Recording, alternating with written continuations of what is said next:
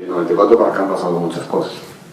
Muchas cosas desde la reforma de 2011 en materia de derechos humanos, la reforma en materia de amparo, a sentencias relevantes que abren el sistema jurídico hacia las fuentes convencionales. También es cierto que les hemos agregado una serie de atribuciones, algunas de ellas muy cuestionables en cuanto a si son propias del Poder Judicial e incluso de la Suprema Corte, como este control previo de constitucionalidad en materia de consultas populares. En fin, le hemos ido agregando una serie de atribuciones, pero no nos hemos detenido de pronto a pensar cómo el cuerpo orgánico va a responder a esas nuevas atribuciones. En algún momento del camino vamos a tener que hacer esta reflexión. Quizá hemos empezado a esbozar algunas cosas que tienen que ver más bien con la administración del Poder Judicial, si sacamos al presidente de la Corte, el Consejo de la Judicatura, si lo hacemos más chico o más grande, pero son fundamentalmente de orden administrativo. Yo creo que en algún momento, me imagino que el momento será la nueva administración, superado pues el proceso electoral, donde tendremos que revisar si la configuración actual es suficientemente robusta como para poder acometer las funciones que le hemos ido otorgando al Poder Judicial y a la Corte a lo largo del tiempo. Mientras tanto, creo que hay algunas cosas que se pueden empezar a hacer. Yo he insistido mucho que la Corte a veces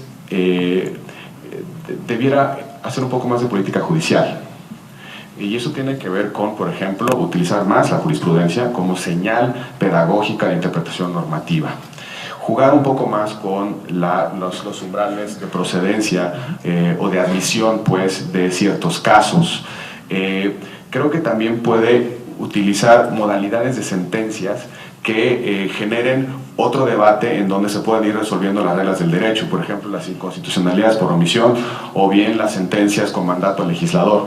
Creo que hay una serie de instrumentos que con una racionalización de política judicial pueden resolver de alguna manera la enorme carga de casos que pueden tener y al mismo tiempo rehabilitar la primera respuesta del juez que responde en primer momento, el juez de la causa principal o el juez de amparo.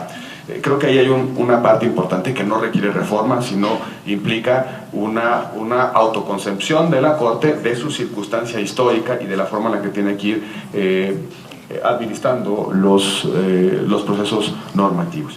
Ahora, creo que el problema fundamental del país es de conflictualidad.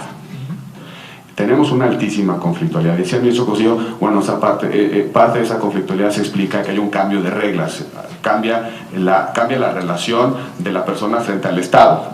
Durante prácticamente 2 siglos conceptualizamos la relación desde la primacía del Estado. La reforma de 2011 cambió las coordenadas de esta relación, entonces primero la persona y en función de eso, y sus derechos, y en función de eso las respuestas del Estado a esas necesidades y satisfactorias que están, digamos, configuradas en su esfera de derecho. Pero tenemos que empezar a hacernos cargo de la conflictualidad del país. Y ahí creo que hay 2 temas de trabajo de manera inmediata. Hay que rehabilitar la justicia local. Y también los mecanismos de atención temprana de los conflictos. Muchos conflictos escalan de grado e intensidad precisamente porque no tuvieron una respuesta pronta y oportuna de alguna institución del Estado. Yo hago el chiste habitualmente de que una persona tiene una fiesta hasta las 4 de la mañana, el vecino va y le toca la puerta y le dice, oye, bájale a tu fiesta, se hacen de palabras, al día siguiente se tiran la basura, al día siguiente se rompen el vidrio, se matan el gato y el perro y al final terminan a balazos.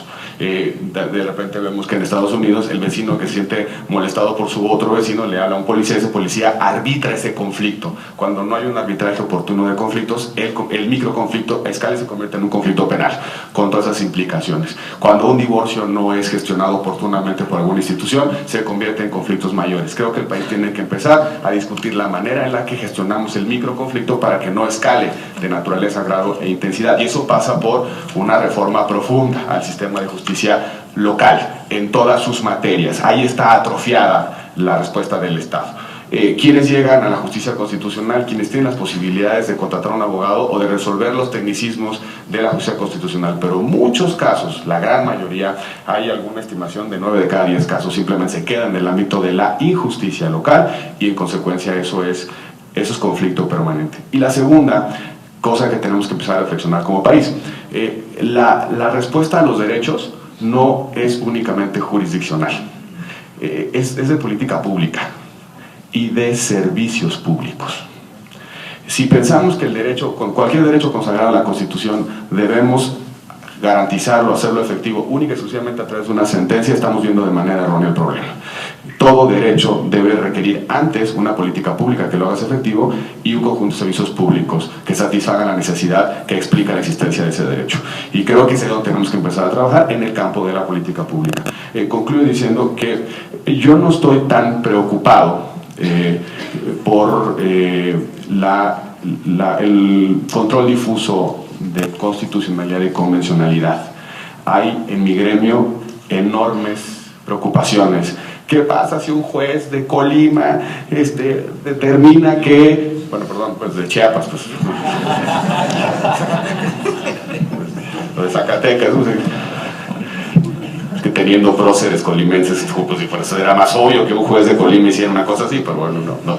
Un juez chiapaneco diga, oiga, esta persona tiene un padecimiento, la medicina no está en el cuadro básico de medicamentos del IMSS, una sentencia que resuelva la prestación de esa medicina. Yo creo que es el ejemplo prototípico que nos ponemos nosotros en el gremio, en los cafés. No, oiga, imagínate que de repente empiecen a dictarnos sentencias contra el IMSS para que pague medicinas, el costo presupuestal, tal.